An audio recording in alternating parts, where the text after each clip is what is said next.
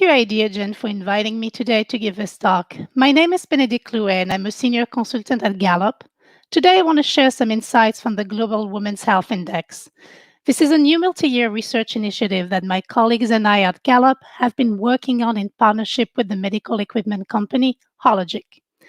But before I get started, I want to say that I really appreciate this opportunity to dive into a topic that anchors so well in the mission of Ideagen to accelerate solutions around the UN Sustainable Development Goals, and in this case, more specifically, the SDG 3, which calls on countries to ensure healthy lives and promote well-being for all at all ages. In our world, data is everything. Data drives business decisions, innovation, research. There is evidence of a gender data gap across a whole range of sectors, but nowhere is it as visible as in healthcare. Historically, the data collected on women and girls has been very substandard, often biased or unreliable, and currently surveys which are in place do not cover many countries. They only focus on certain topics, they're not representative of the national populations, they're not comparable. Ultimately, these gaps have consequences which affect women's health, well-being, and general opportunities in society. Women and girls have very specific health needs, and health systems around the world are failing them. And it's never been more obvious than during the pandemic. There is an increasing concern that they will see a rise in cervical and breast cancer down the road because women have put off their screening, but we haven't been able to measure this. We're in the midst of a global health crisis for women because we lack actionable data on a global scale. This study we conducted in partnership with Hologic strive to fill the gap in what we know about the health and well-being of the world's women and girls. We know that men and women don't experience health in the same manner. Part of it is due to biology, but you can't overlook the role that societal, economic, and structural factors also play in it. So we decided to listen to women. This partnership with Hologic is a unique opportunity to understand the realities of women's experience with healthcare from the perspective of women. For that, we're using the World Poll, which is Gallup's global survey instrument that allows us to measure the attitudes and behaviors of populations across the globe in a representative manner. Beyond just reporting on the status of women's health, we also wanted to be able to track and measure progress over time in key aspects of women's health and well-being, with the goal of improving it by bringing attention to actionable areas. We did that by creating an index. So why an index? First, an index makes it easier to track results over time, but also to compare and rank those results among countries and territories. This year's results serve as a baseline of women's knowledge, attitudes, and behaviors regarding their health. But in future administration of the survey, we'll be able to monitor changes and assess if the situation is improving for women around the world. An index is also an effective communication tool for policymakers, the media, and the general public.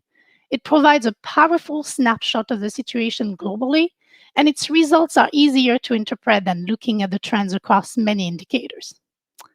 So let's talk a little bit about what it takes to conduct a survey of that scale around the world during a global pandemic. When we launched our World Poll back in 2005, we knew that conducting nationally representative surveys around the world wouldn't be easy, even under the best conditions. In a typical year, we survey residents in more than 150 countries, representing more than 99% of the world's adult population. To be able to do that, we use randomly selected, nationally representative samples. We typically survey 1,000 individuals in each country, face-to-face or via phone, if the coverage is strong enough to allow us to collect representative data. Obviously, the pandemic forced us to adapt our approach to how we poll the world.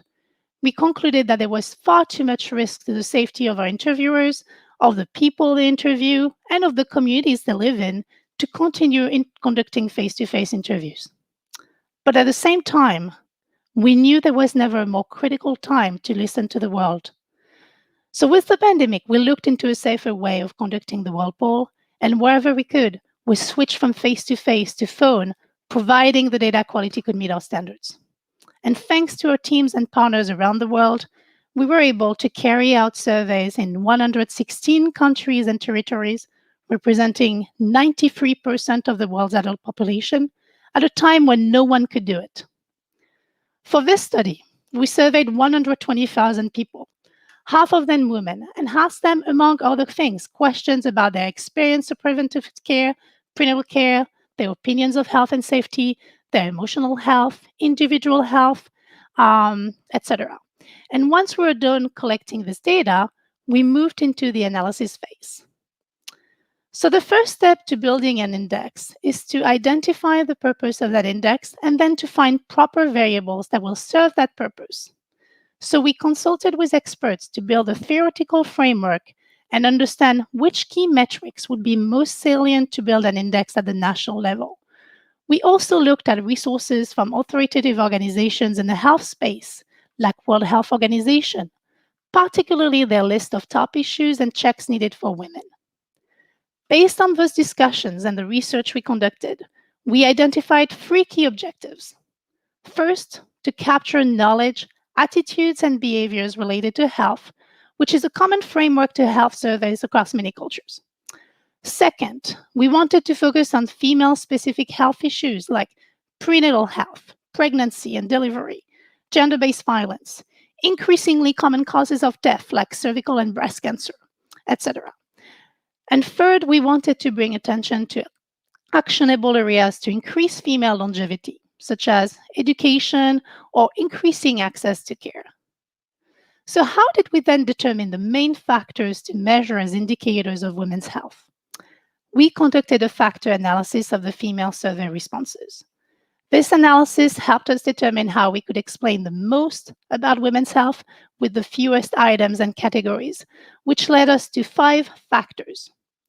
First, opinions of health and safety, which includes questions around general satisfaction with the availability of quality healthcare, quality of care received during pregnancy, feeling safe walking alone at night. Second, individual health, which covers having health problems preventing you from doing any of the things people your age normally do, and experiencing pain for a lot of the day prior to the survey. Third, emotional health, which entails questions around having experienced worry, sadness, stress, and anger for a lot of the day prior to the survey. Fourth, preventive care, which includes questions around having spoken to a healthcare professional about health and having been tested for high blood pressure, cancer, diabetes, and STDs, STIs. And fifth, basic needs, where we ask people if they've been able to afford food and shelter in the past 12 months prior to the survey. So these 5 dimensions provide a comprehensive look at women's health around the world. Once the Global Women's Health Index was finalized, we discovered that it is strongly correlated to women's average life expectancy at birth, which is one of the most frequently used health status indicators. Together, the 5 dimensions of the index explain more than 80% of why some women live longer than others do. The reason why it's important is that the current data suggests that positive improvements on any one of the 5 dimensions could potentially help women live healthier, longer lives. Let's now quickly discuss some of the key findings of this research, and I encourage you to visit the project site, womenshealthindex.com, to learn more about it. Looking at the overall picture, all countries and territories have room to improve on women's health. Scores worldwide range from a high of 69 in Taiwan to a low of 36 in Peru, while the average score for the world is 54 out of 100. Those results highlight inequities that leave many women around the world without the basic services that others may take for granted.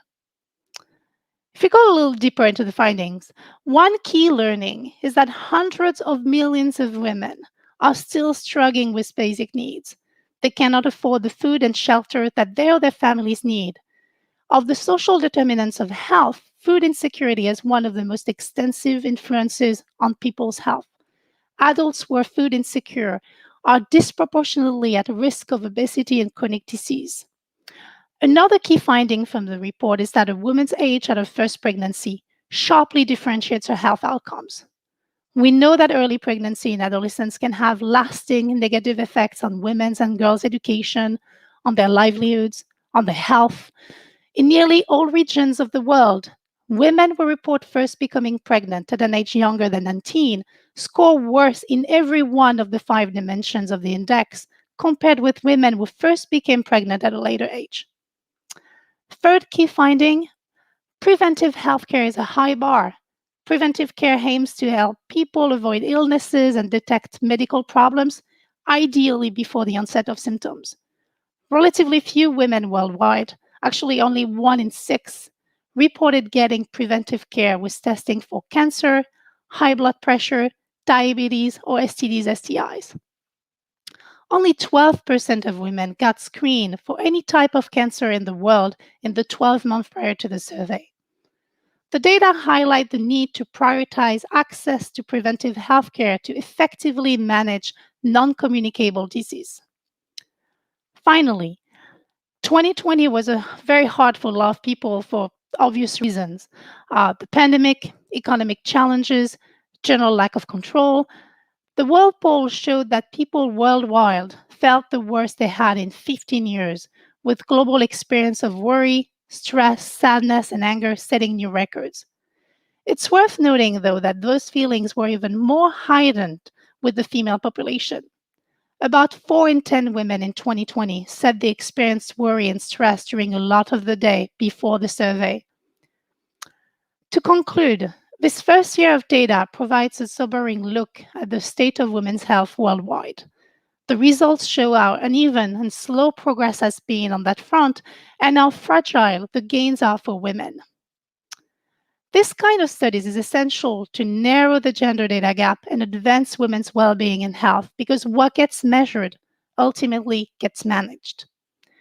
We hope that the results of this index will initiate conversations among leaders and policymakers and will be used as a roadmap at the country, regional, and global levels to help women live longer, better lives.